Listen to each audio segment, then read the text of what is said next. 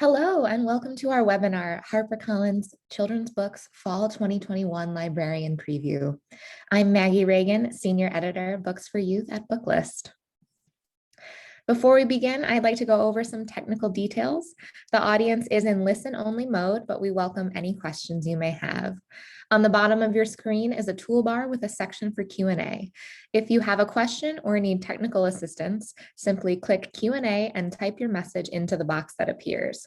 We will do our best to respond to all tech-related questions, and we'll pass along all other questions to today's panelists so that they can follow up with you after the webinar. Booklist will also now be offering closed captioning on all webinars. To enable or disable captions on your screen, please look for and click the live transcript icon on the toolbar that was mentioned above. From there, you can select show or hide subtitles from the menu that appears. And if you choose to enable subtitles, you can adjust the size of the captions at any time by selecting subtitle settings.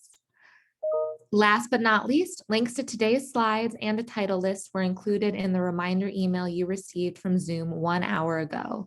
To download them, please open that email, scroll to the bottom, and click on the link located there. You can also download the slides and title list by copying the URLs on this screen into your web browser. Today, we'll have the pleasure of hearing from some wonderful authors, but first, let's meet the HarperCollins Children's School and Library Marketing team. We have Patty Rosati, Director of School and Library Marketing, Mimi Rankin, Marketing Manager, and Katie Dutton, Senior Marketing Associate. Thank you all so much for being here today, and without further ado, I'll pass it on to Patty.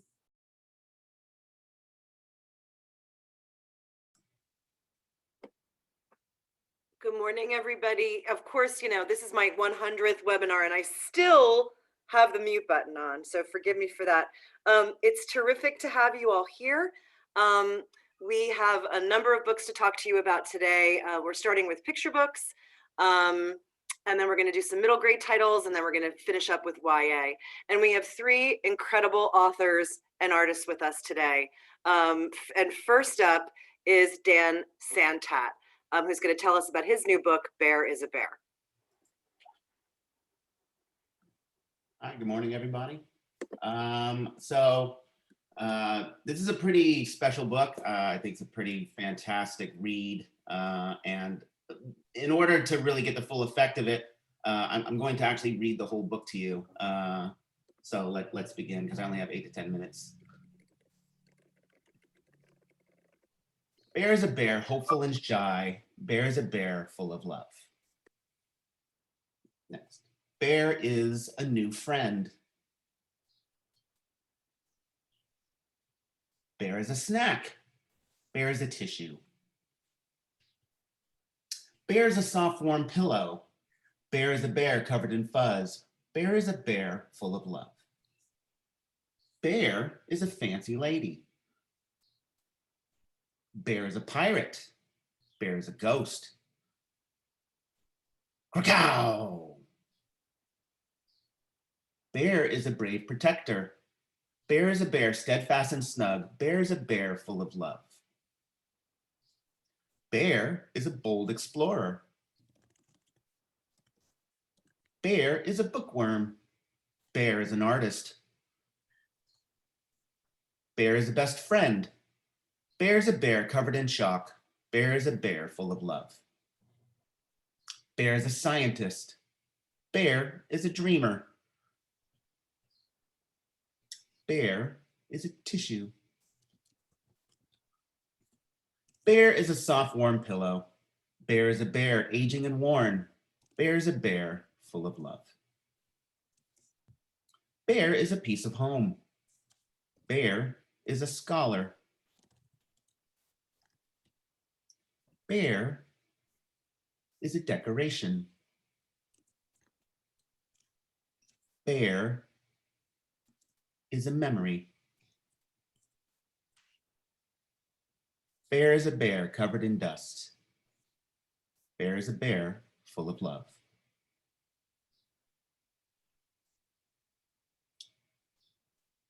Bear is remembered.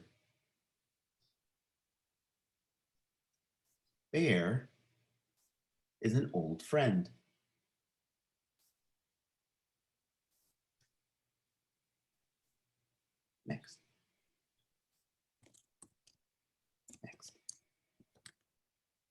Bear is a new friend.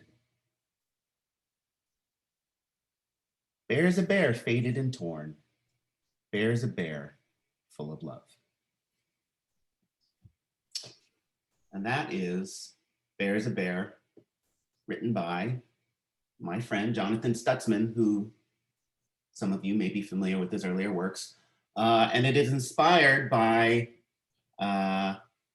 our first friends that we probably make in life. This is my teddy bear that I grew up with. He didn't have a name, he was called Bear. And so when I got the manuscript, Jonathan had this really great story, which was pretty straightforward about a girl and her teddy bear. But at the same time, I was working on a picture book idea about the same concept. And mine went with the approach of having the girl perceive the teddy bear as an actual bear. And so I merged our ideas together and we came up with Bear is a Bear. Thankfully, Jonathan was open to the idea, and I think it added a special twist to the end that is heartfelt and sublime. And with that said, I guess keep the surprise to yourselves when you're out there in the world. But I think really to get the real emotional oomph of the story was to experience it, and I hope you enjoyed it.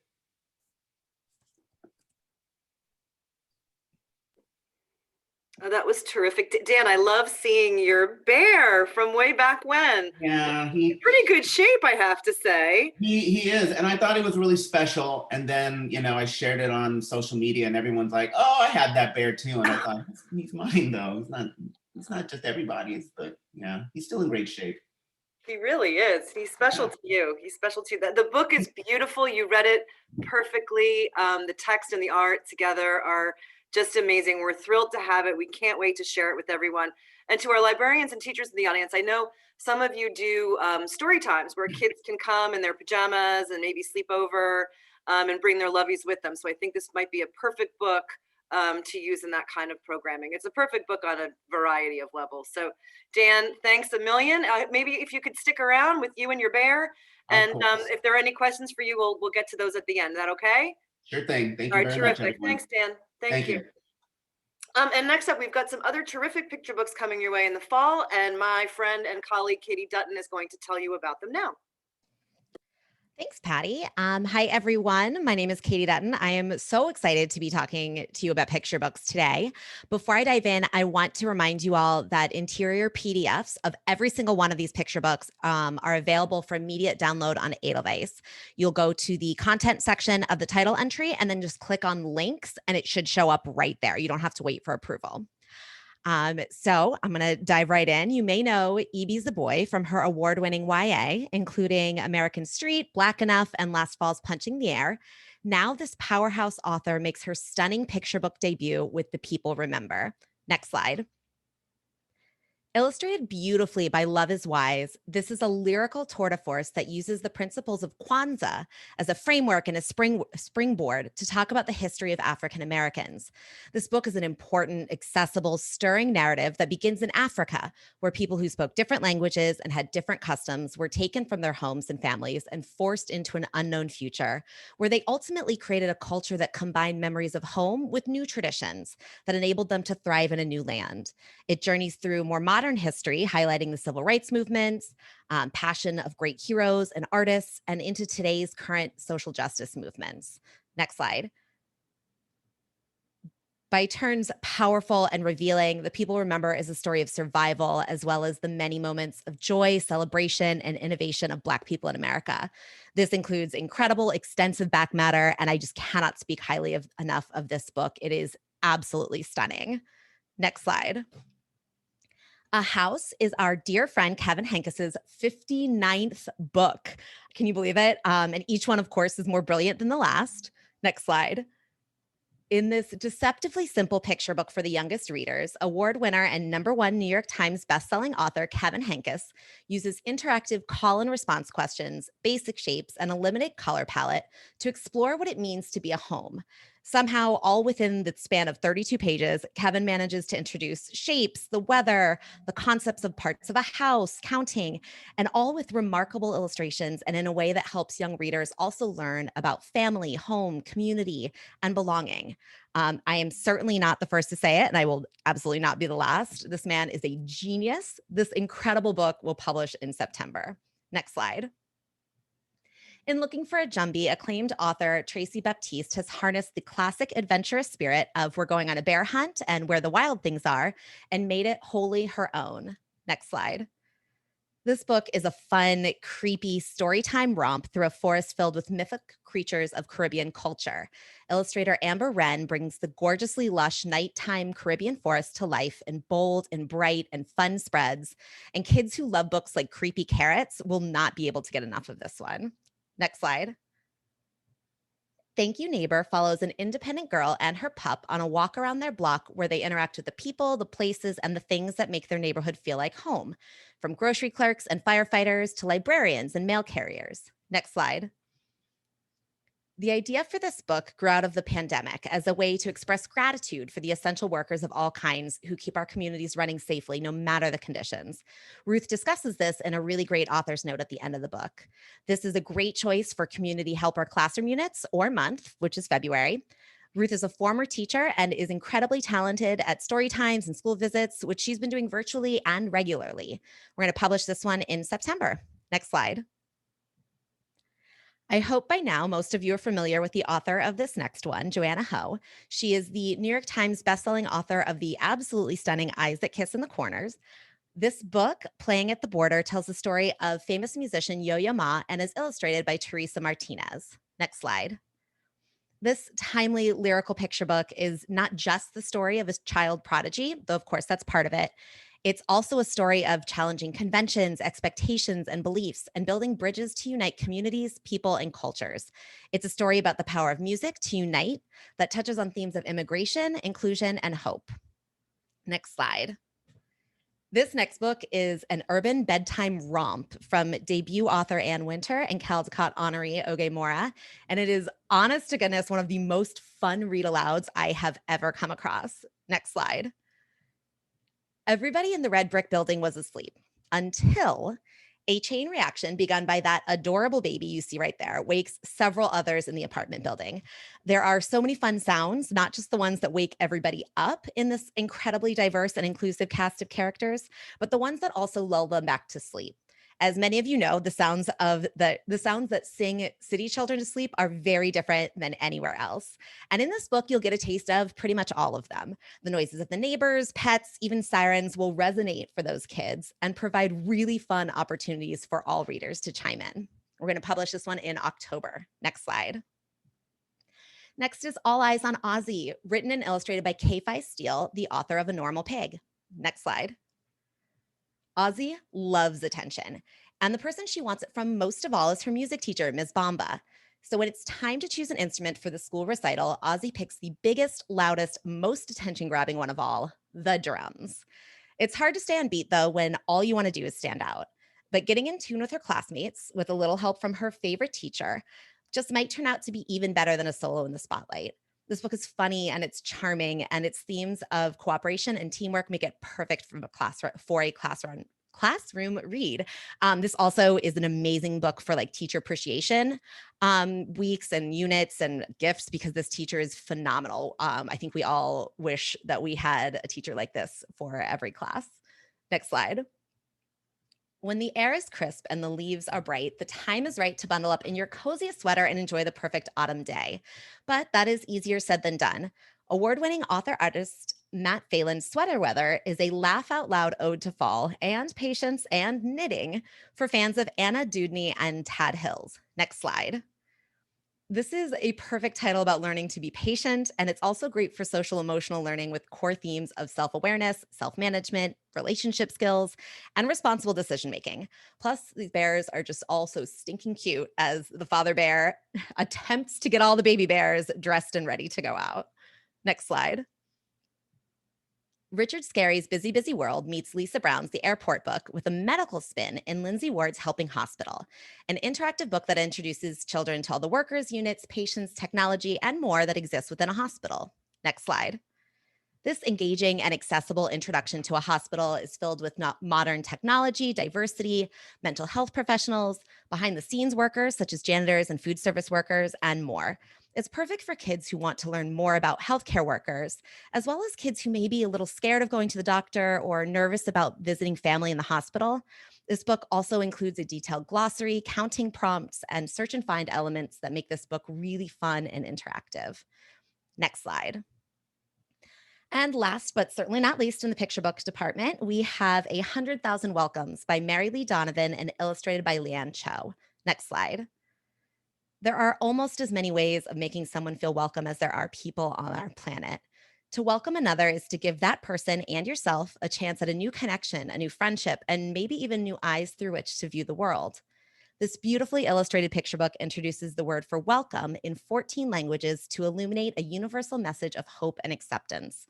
100,000 Welcomes includes a pronunciation guide, notes from the author and artist, and information about the languages featured in the book.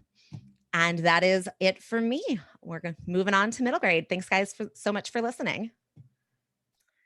Thank you so much, Katie. And our next author guest will be SOMAN CHAINANI. SOMAN is the New York Times bestselling author of the School for Good and Evil series. The fairy tale saga has sold over 2.5 million copies, been translated into 29 languages, and will soon be a major motion picture from Netflix, which SOMAN will executive produce.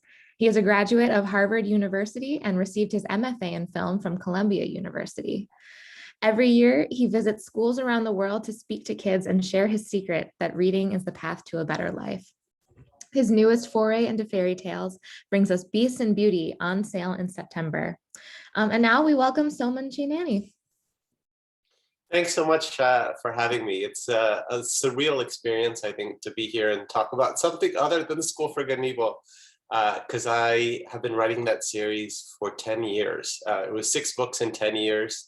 The movie is now 2/3 of the way done shooting. I just got back from Belfast. I was there for a month on set, having another surreal experience of seeing a world come to life that I had lived in for so long. And if from what I saw is any indication, it's going to be a truly special and kind of groundbreaking movie. It's going to be one of Netflix's biggest movies ever. Coming out next year. We're not quite sure of the release date yet, but probably sometime in the summer of next year. And it's being directed by Paul Feig, who did Ghostbusters, Bridesmaids, Freaks and Geeks, Spy, The Heat, A Simple Favor, all kinds of movies that I love. He's sort of the perfect director for this because he can combine kind of the action and the thrills and the fantasy with the sort of underlying satiric humor of it. And it stars Charlize Theron as Lady Lesso, the Dean of Evil, Kerry Washington as Professor Dovey, who's the Dean of Good. Lawrence Fishburne plays the schoolmaster.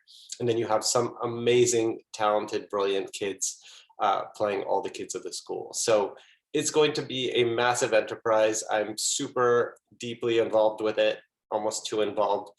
So it's going to be one of the rare cases, I think, where an adaptation not only kind of is faithful to the book, but is faithful to the universe, you know? And so I think it's the kind of book series and movie that tied together is going to appeal to every age group and open the world to kind of a reinvention of fairy tales, which is why I'm here to talk to you about Beasts and Beauty, which I think is the book I'm most excited about of any book I've ever written, which is a funny thing to say because I'm 7 books in. But I think, you know, with the School for Good and Evil, there was always the machinery to deal with. There was 150 characters. There were 70 different plot lines at any given time.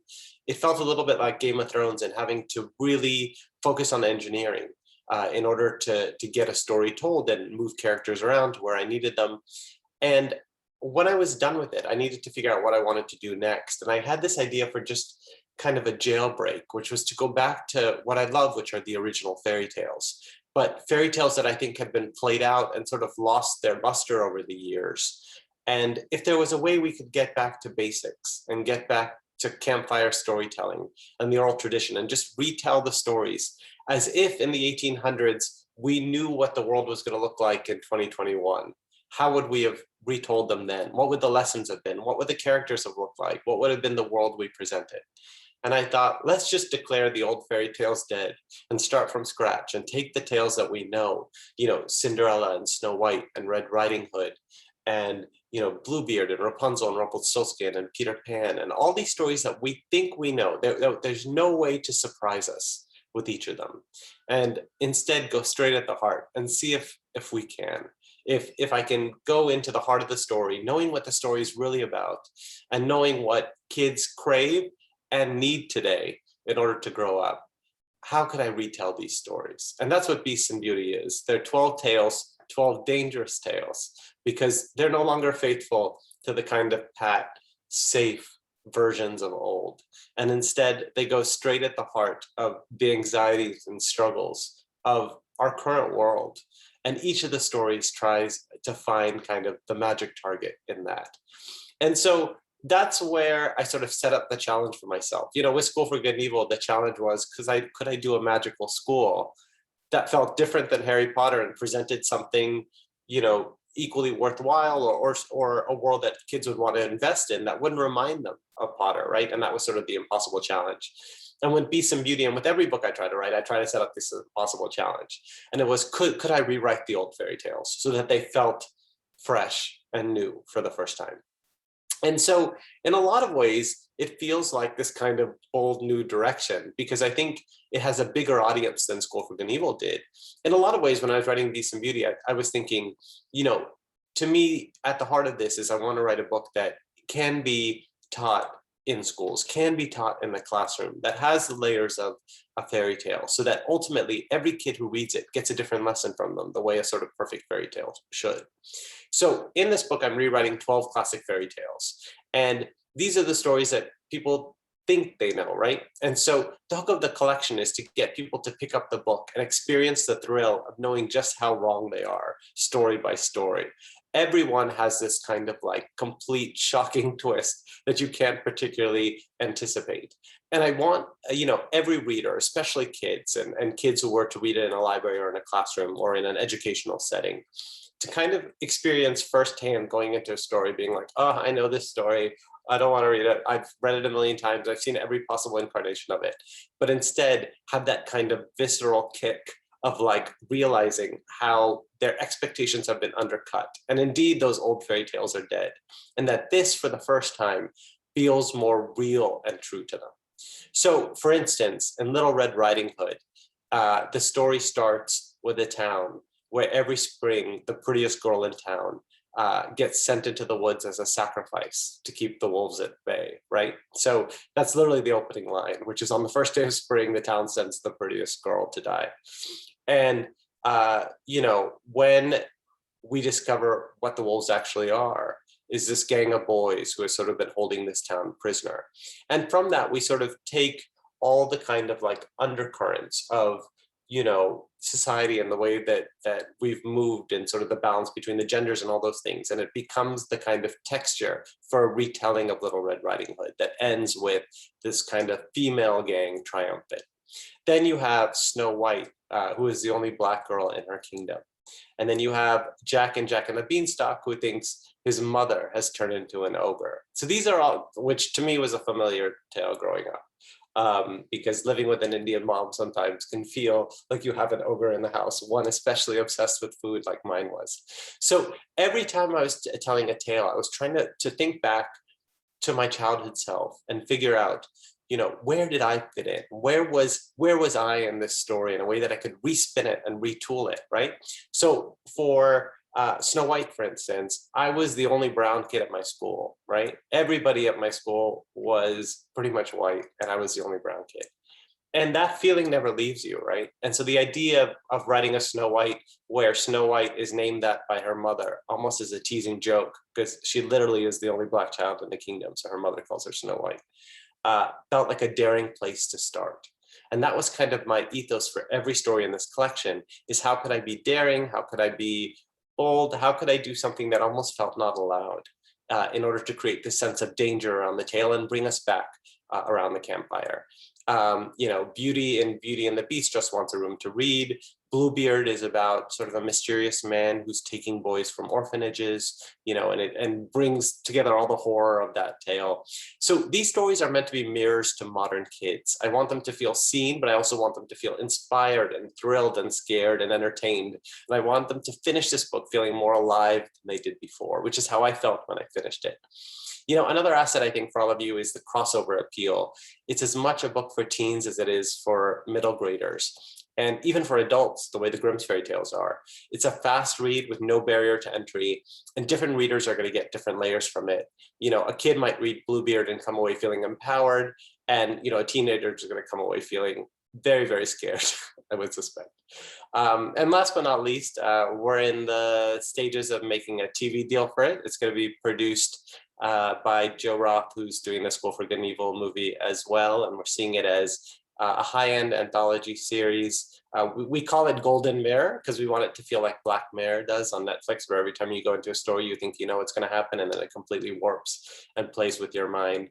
And that all starts with the book, this sort of like dark exploration of fairy tales. So that's all I have to tell you today, and hopefully that gives you everything you need to go out and un-Disneyfy your young readers.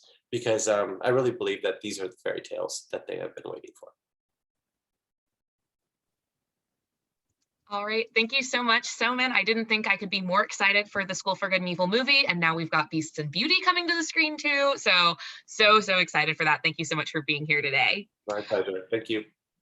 Hi everyone, my name is Mimi Rankin, and I'm here to talk about some other great middle grade titles we have coming in the fall. As a reminder, these titles will be available for eGalley request on both NetGalley and Edelweiss. First up, Pax Journey Home. This sequel to the #1 New York Times bestselling novel Pax is another powerful and timeless tale of a boy, a fox, and the unshakable bonds of found family from award-winning authors Sarah Pennypacker and Caldecott medalist John Klassen. We will publish with all of the fanfare for this highly anticipated title in September. Next. Yusef Azim is not a hero. Yusef is excited to start middle school in his small Texas town, but with the 20th anniversary of the September 11th attacks coming up, suddenly it feels like all of the town's anger and grief from the tragedy is focused on his Muslim community. A powerful and relevant story from the talented author of 1,000 Questions and the Yasmin chapter book series about friendship, pride, grief, and standing up for what is right. Next. A Soft Place to Land. When Joy Taylor loses her home, she must also give up her friends, her school, and her dreams of becoming a great pianist. But when a new neighbor reveals the apartment's secret hideout, Joy finds solace in a mystery letter writer there who seems to understand exactly what she's going through. From the critically acclaimed author of From the Desk of Zoe Washington comes a compassionate middle grade novel about the meaning of home, perfect for fans of Erin and Trotta Kelly and Rebecca Stead. Next. Unsolved Case Files. I absolutely love this series. The second book in a new graphic nonfiction series draws from primary source materials, including contemporaneous FBI files that draw readers into the investigation. Escape from Alcatraz is about, you guessed it, prisoners escaping from one of the most famous prisons in the world, Alcatraz Island, in 1962. And to this day, the 3 escapees have never been found. It's absolutely wild. Next. Tom Sullivan combines comic panels that evoke the drama of the events with reproductions of documents and photos for a truly propulsive read for sleuths of all ages. This is such a fun series from Harper Alley, our new graphic novel imprint. And if you haven't checked out the first one about one of the, I think the only unsolved plane hijacking in the world, definitely check that one out as well. Next. Oh, Garlic and the Vampire. This is just too sweet. This is also from Harper Alley. With humor, heart, and an unusual heroine who is braver than she realizes, Brie Paulson's colorful and cozy debut graphic novel is a farm-fresh tale that reminds readers to believe in themselves and that strangers are not always as scary as they seem. Next. A sweet but timid garlic clove has to find the courage to confront a new vampire neighbor to protect her veggie patch friends who are all counting on her to be brave. After all, what's scarier to a vampire than garlic? This is very sweet, very inspiring for maybe that shy kid who doesn't think that they can be brave and defend their friends and do what's right. And also maybe not judging those that are different than us or seem scary. Next. Next is The Insiders. From Schneider Award-winning author Mark Oshiro comes their middle grade debut with The Insiders. San Francisco and Orangevale may be in the same state, but for Hector Munoz, they might as well be a million miles apart. In San Francisco, being gay didn't mean feeling different. Here in Orangevale, Hector stands out like a sore thumb in a sea of sameness. And Mike, the school bully, makes sure Hector knows it. But one day, when Hector discovers a seemingly ordinary janitor's closet to hide out in, it turns out to be a mysterious safe haven with other kids who don't fit in from all over the country. This funny and heartwarming coming-of-age story is perfect for fans of Meg Medina. Next. The Leopard Behind the Moon. There are 3 important laws in Nozomo's village. Don't go to the valley, don't go out at night, and never, ever, ever open the door that protects them all. But when Nozomo encounters the leopard believed to have killed his father, he and his 2 friends embark on a journey that leads them past the boundaries set by their elders. From debut author Mayon Pasawe Valchev, this is a remarkable coming-of-age story about friendship, family, and the power of storytelling for fans of Erin and Trotta Kelly, Tay Keller, and Tracy Baptiste. Next. The Samosa Rebellion. Critically acclaimed author Santi Sakaran makes her middle grade debut with this timely and stunning novel in which a young boy and his friends must rescue their grandmother from a relocation camp after their country's descent into xenophobia. This is perfect for fans of The Night Diary and Front Desk. Next. The Wolf's Curse. Gage's life has been cursed since the day he cried wolf and was accused of witchcraft. The great white wolf brings only death, Gage's superstitious village believes, and if Gage can see the wolf, then he must be in league with it. Narrated by the sly, crafty wolf, Jessica Fatalis's debut novel is a vivid and literary tale about family, friendship, belonging, and grief. The Wolf's Curse will captivate readers of Laurel Snyder's Orphan Island and Molly Knox Ostertag's The Witch Boy. Next.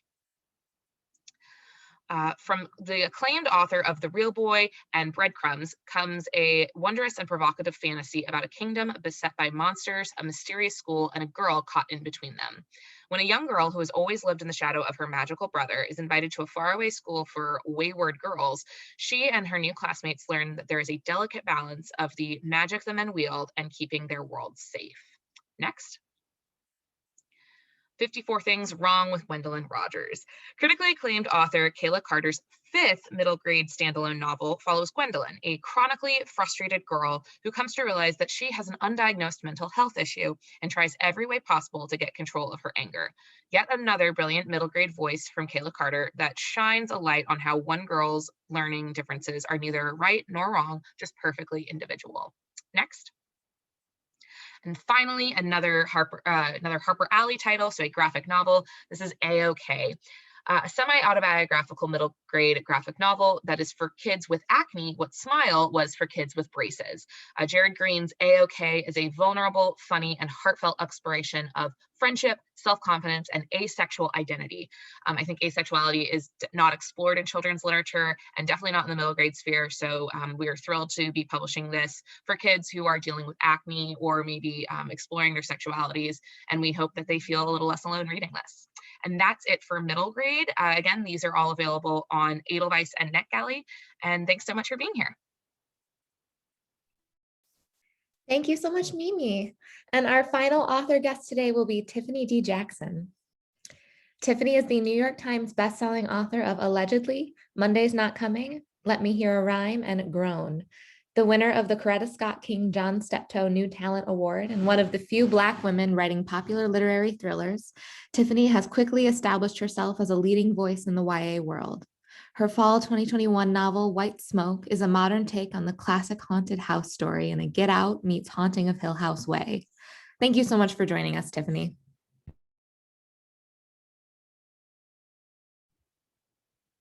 Hi, thank you so much. Sorry, of course, I actually can't get myself to like unmute. Hi, everyone. It is so amazing to be here. I've been listening on every single book. I love everyone. It sounds amazing. And so I'm probably gonna be broke by the end of this year, which is, okay. I wanted to tell you a little bit about my newest book that comes out in the fall. It is called White Smoke. And it is about a girl named Marigold with her newly blended family moves from a small beach town in California to a dilapidated city in the Midwest into a free home that seems picture perfect, but she feels like something is wrong. Things keep on going missing. She hears voices in the wall and she can't seem to sleep through the night. And her new little sister keeps talking about a woman that she is meeting in the hallways. So of course, Marigold feels like the house must be haunted, but it may be something more sinister than that, given the actual town that she's living in that has a lot of interesting secrets. Like they said, I typically write thrillers, but I'm actually very much a horror girl, or sometimes they call me a final girl, because I am one of maybe 2 Black women in YA who is writing horror at this moment. It is very much a classic take on the haunted house tales. If you can ask any of my friends, I'm usually the one who convinces them to go on haunted hay rides, to visit haunted houses, or go on ghost tours in every city, because I've always been in love with horror ever since I was 4 years old. You can ask my parents. My favorite movie has always been Carrie since I was 4, which is pretty wild to some people. My graduate thesis and my undergrad thesis was actually all horror movies, because I was a film major. So most of you, of course, know this about me in terms of the types of books that I'm interested in. But as a child, this was also something I was really, really interested in as well, too. Growing up, I would always go to the library and ask for the scariest books for kids. Even when I was a teenager, I was like, I need something super scary. In fact, when a book fair came, a book fair that will not be named, came to PS 261, which is my elementary school. My teacher walked me to one section of the book fair and said, you need all these books. And it was actually the first time she put Goosebumps in my hands, which was the first book, Goosebumps, that came out, Monsters Blood, I believe. Also, I was a huge fan of Wait Till Helen Comes by Mary Downing. I literally went from reading all of R.L. Stine books and Christopher Pike books and scary stories to tell in the dark, and went straight into Stephen King and James Patterson and Mary Higgins Clark. So it's very clear that like I've always been sort of preparing myself for this role now to move into horror. The inspiration for White Smoke is, like my other books, is loosely inspired by a real case, which I can't talk about because, of course, that completely ruins and spoils the plot twist at the end. And if you've read any of my other novels, you know there is a plot twist coming. I've been sort of lying to people, but I guess maybe for this one, maybe I should tell you guys the truth. But there is another part of the book, a little background about the book as well that I want to share. I'm going to actually see if technology is working with me today. So another background about this book, the book actually was inspired by a recent trip I went, or not so recent, trip to Detroit for the first time. I was visiting with my then boyfriend, and for someone who's a city girl like me, who grew up in Brooklyn, I'm completely packed in with a million people. It was wild to me to see all these empty houses in Detroit. And so I was asking about them, specifically the ones that were seen burnt down and just sitting there. And a lot of times people told me different stories. They told me that, there was an accident, or it was purposely done for insurance money, or, there were white people that did it. But one story stuck out, all of them, and they called it Devil's Night. Now, every city has a different Devil's Night. In New York, we call it Hell's Night. It's usually the night right before Halloween. Devil's Night was no different. We also call it Mischief Night, the night that basically your tree gets TP'd has like tissue all over it. I think that's what it's called. And also your car get egged, which is always horrible. But one of the interesting things about this story is I was told that one of the reasons why they were burning down so many houses was they were trying to protect kids who were going trick-or-treating. And I thought, that is the wildest story I've ever heard. And I actually dug a little deeper into it. So I did some research in order to make this happen. So the book takes place in a fictional Detroit called Cedarville. And you get to see a lot of the way the town actually morphed this story into something of an urban legend that was completely untrue, but it kept a lot of people away, but it also kept a lot of people down. And these are actually some photos that they took of the potential Devil's Night over the years. So the house that Marigold lives in with her family is on something called Maple Street. Maple Street is also a fictional house, but her house is picture perfect versus she's actually surrounded by all these empty houses. It has a very eerie feeling. And it was one of the things that I experienced while I was in Detroit was standing in the middle of the street and realizing that all these houses were empty and that there were no one inside. And I was like, don't you feel like someone's watching you? And everyone's like, no, get in the car. And I constantly, like, that feeling never left me. And so around the time that we had left, I actually started crafting this story. And I really wanted to, like I said, I really wanted to bring the ideas, the social commentary of a Get Out meeting the horror of a Haunted Hill House, whether if you saw the show or the TV series on Netflix, or if you actually read the book. There is something so eerie about the silence of a home or a block of where you live. So it's very much, this is a beautiful, or I should say, it's a very creepy story. It's a very slow build. I'm incredibly nervous actually even sharing this with everyone. And I was also incredibly nervous to actually have it blurbed, which actually one of my heroes blurbed it. R.L. Stine called it creepy, frightening, I wanted to scream.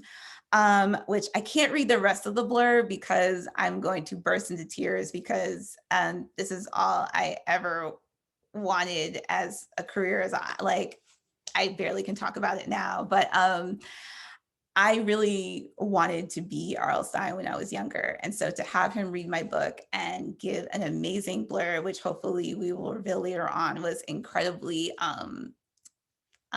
this is definitely my career high. And knowing that there are so many other kids out there who were like me, who wanted to see themselves in horror books and also like going to the library and asking for horror books. So I'm hoping that this book really inspires other kids to come along on this journey and also write their own scary story. And to end it off, I wanted to read quickly the preface of the story for White Smoke. Ah, there you are. They said you would be coming soon. All these years, they left me to rot and ruin, to die. And now here you come, a family trying to replace me, to erase me, us. But that will never happen because this is my house. Doesn't matter how many new coats of paint or how many floorboards they replace. This will always be my house. You'll never take it from me. It's mine, paid for with my family's blood. It will always be mine, mine, all mine. They can't take it from me. You'll learn soon enough, my house, my rules. Everything that is yours is now mine. And you will obey my rules until the day you leave. That's right, you won't be staying here long. I'll make very sure of that. Oh, and look, you brought me a little friend. So that's actually it. I'm hoping trying not to tell too much about the story because of course, there's plenty of spoilers, but it's a great story to give from middle to high school and to adults. A lot of people will get into the idea of trying to figure out the mystery, but also be creeped out by it as well too, and to try to figure out who is actually the ghost. I mean, I'll tell you, you can proudly stand right next to R.L. Stine and Stephen King with this book. It is so good and so scary. And like you, I think there are a lot of us that were and still are readers of horror. That's what we wanted and that's what we still want. And you do it brilliantly, so much so that I, as a much older adult, had to sleep with my lights on. I'm not even kidding. After reading this book, it is perfectly done. It is scary as hell, and it touches on really important issues as well. I mean, you're a genius for pulling it all together in this way. And thank you so much for being here and telling us about it. Everybody, this is definitely one you wanna download and take a look at. All right, let me tell you about some more teen books. If we can go to the next slide, please. Thanks. We'll start with Act Cool. August Green just nailed the audition of a lifetime that landed him a coveted spot at the prestigious School of Performing Arts in New York. There's just one problem. To get into his dream school, he had to run away from his small town conservative parents who refused to accept that he's transgender. If August wants to stay with his quirky aunt in the city, he must promise his parents he won't transition and continue to play the role of their daughter. August is convinced that he can play the part his parents want while acting cool and confident in the company of his new friends. But who does August want to be when the lights go down? And where does he turn when the roles start hitting a little too close to home? This is Tobley's follow-up to his debut Stay Gold, which SLJ called a necessary novel that favors compassion and understanding. That book and Act Cool will sit nicely next to novels by Casey Callender, Meredith Russo, and Mason Deaver. We will publish in September. Next slide, please. You know Kyrie Mckayley as the author who won this year's Morris Award for her debut, If These Wings Could Fly. Here she delivers another powerful contemporary novel with a bit of magic that explores themes of teen dating violence and gun violence. Beck and Vivian could never stand each other, but they tried to get along for their mutual friend, Cassie. Cassie is murdered in a school shooting by her ex-boyfriend, the son of a leading gun manufacturer. After the town moves on from Cassie's murder too fast, Beck and Vivian finally find common ground: vengeance. They memorialize Cassie by secretly painting murals of her around town, a message to the world that Cassie won't be forgotten. But Beck and Vivian are keeping secrets, like the third passenger riding in Beck's VW bus with them, Cassie's ghost. I think this book is perfect for fans of A.S. King and Courtney Summers. And I also think that there's a desire for more YA novels that explore female friendship. And this book delivers just that by showing three girls who find healing, courage, and purpose through the bonds of their friendship. And we will publish in September. And here's another scary one. I'm sensing a theme. This is All These Bodies by Kendara Blake. 16 bloodless bodies, 2 teenagers, 1 impossible explanation. In this edge-of-your-seat mystery from the best-selling author of the 3 Dark Crown series, the truth is as hard to believe as it is to find. All These Bodies harkens back to Kendara's debut and fan favorite Anna Dressed in Blood. This book was inspired by the real-life crimes of the teenage spree killer Charlie Stockweather and his even younger girlfriend. In an author's note, Kendara writes, "This is a book of mysteries and details. What you come to view as truth in one chapter may be called into question on the very next page. If it had an overarching theme, that theme would be belief. What do you believe and why do you believe it?" We will publish in September. A quarter of a century after it began, best-selling novelist Garth Nix returns to the Old Kingdom for the never-before-told love story of Sabriel's parents, Terciol and Eleanor, and the charter magic that brought them together and threatened to tear them apart. And I could not be more excited for it, and I know there are many of you in the audience that are right there with me. We are repackaging the first 3 titles in the Old Kingdom series with the classic artwork by Leo and Diane Dillon. I think people are going to be thrilled for that. And that is timed for the 25th anniversary of Sabriel. And we're excited about this new cover artwork, actually, by Ashley Mackenzie. I think it's a really nice companion to the Dillon covers. Next slide, please. This is a whip-smart debut novel that unpacks just how complicated new love can get when you fall for your enemy. Eliza Kwan is the perfect candidate for the editor-in-chief of her school paper. That is, until ex-jock Len DiMartali decides on a whim to run against her. Suddenly, her qualifications mean squat because inexperienced Len, who is tall and dark and handsome and male, just seems more like a leader. When Eliza's frustration spills out in a viral essay, she finds herself inspiring a feminist movement she never meant to start, caught between those who believe she's a gender equality champion and others who think she's simply crying misogyny. And amid this growing tension, the school asks Eliza and Len to work side by side to demonstrate civility. But as they get to know one another, Eliza feels increasingly trapped by a horrifying realization. She just might be falling for the face of the patriarchy himself. We published this terrific debut in September. When a teenage girl thinks she may be the only person left alive in her town, maybe in the whole world, she must rely on hope, trust, and her own resilience. Best-selling author Ray Carson delivers a pulse-pounding, standalone survival story set in the near-future Midwest with a cosmic twist. And a regional note here, Ray lived in Ohio for many years, and this book is her love letter to it. The story begins in Columbus, and the survivors must make their way to Sandusky and Lake Erie. We will publish in October. and this is Squad. Pretty Little Liars meets Teen Wolf in this fast-paced, sharply funny, patriarchy-smashing feminist graphic novel from author Maggie Taduka Hall and artist Lisa Sturl. When the new girl is invited to join her high school's most popular clique, she can't believe it, and she can't believe their secret either. They're werewolves. Maggie is the author of the critically lauded The Mermaid, the Witch, and the Sea, and illustrator Lisa Sturl is the co-creator of the monthly comics Long Lost and Submerged. And this we will publish in October, yeah.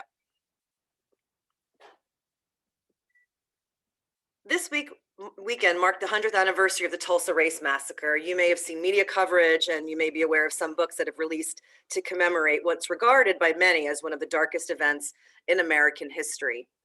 In the fall, we'll publish the searing YA nonfiction offering about the massacre. It's written by award-winning writer Brandy Colbert.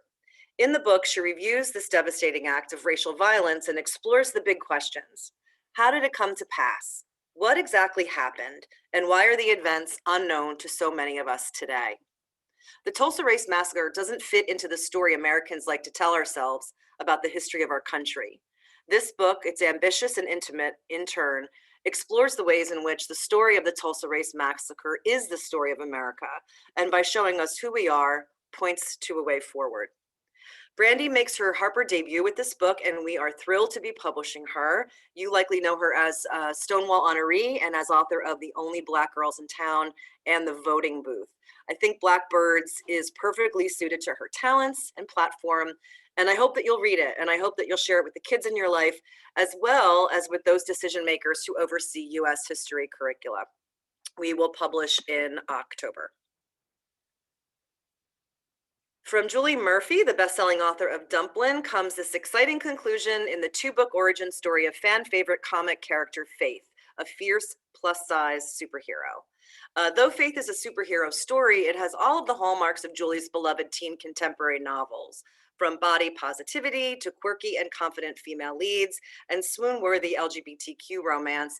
Julie's take on Faith's origin story is addictive and compelling, as all of her novels are. Next slide, please. And then I have two quick but excellent sequels to tell you about.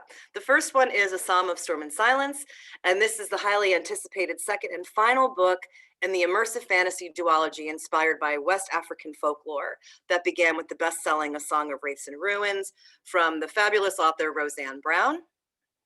And then next and last but never least, this is Becky Albertalli and Adam Silvera, who reunite to continue the story of Arthur and Ben, the boys readers first fell for in the best-selling rom-com What If It's Us.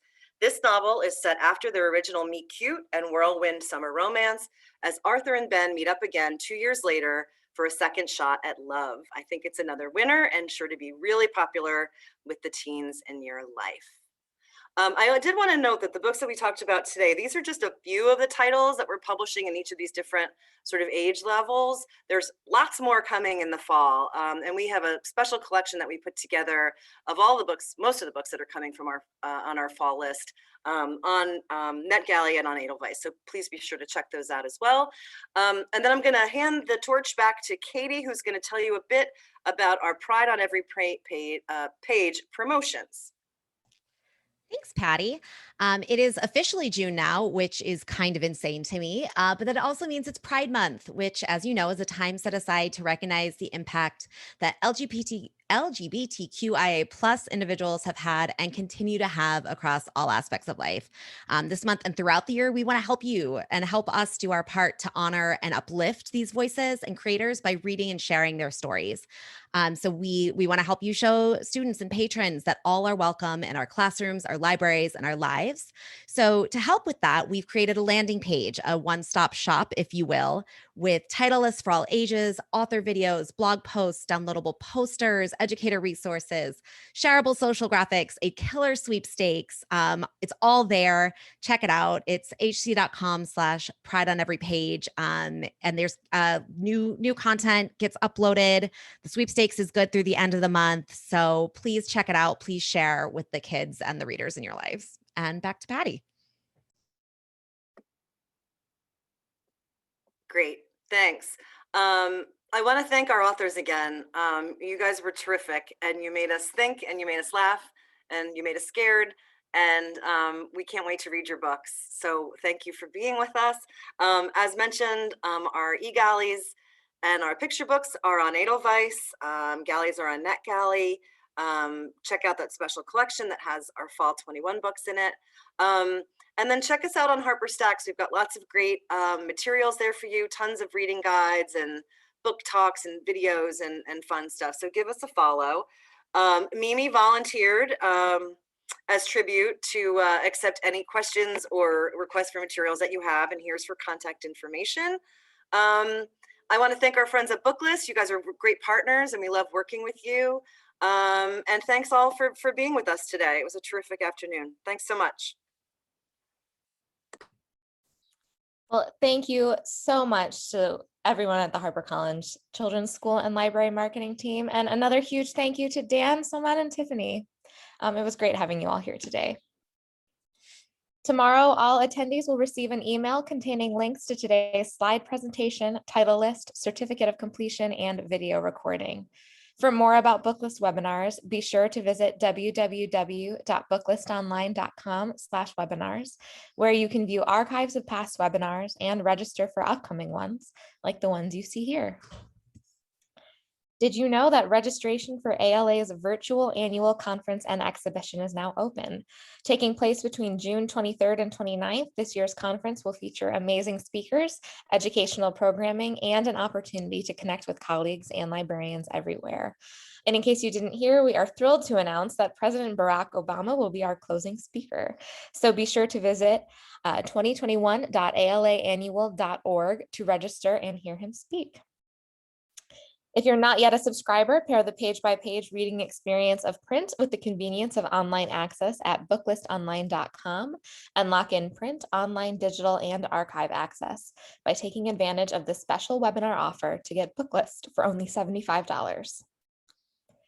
While you're perusing Booklist online, be sure to check out Book Links, a quarterly supplement to Booklist, perfect for educators and school librarians.